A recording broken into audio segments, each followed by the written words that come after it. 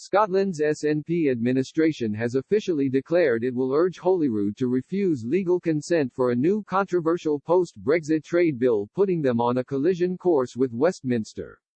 The Scottish Government has lodged a Legislative Consent Memorandum (LCM) with the Scottish Parliament which claims the bill undermines devolution and breaches international law.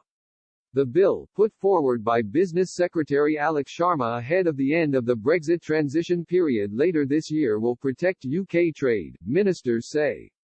But the Tory party has faced severe opposition because the deal will override elements of the Northern Ireland Protocol through the domestic legislation.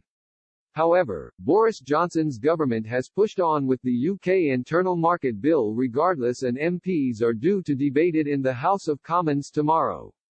The SNP motion recommends Holyrood, who have the final say on the vote, to refuse consent for new Westminster legislation in a rare move for a piece of UK legislation.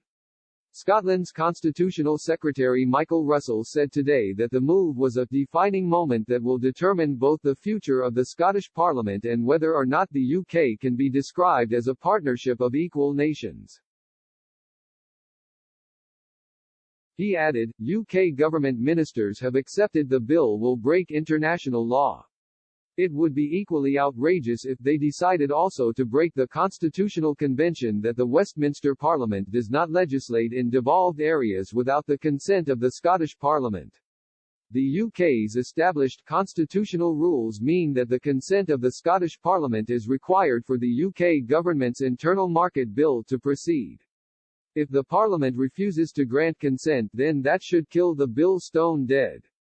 It will demonstrate beyond all doubt that the UK government does not believe the UK to be a partnership of equals.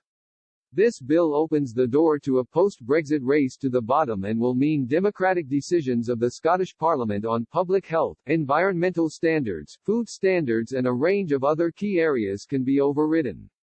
The Scottish Government will ask the Parliament to make a decision on whether to grant consent next month, and the memorandum we have published today sets out in detail why we could never recommend the Parliament agrees that its powers should be eroded so fundamentally.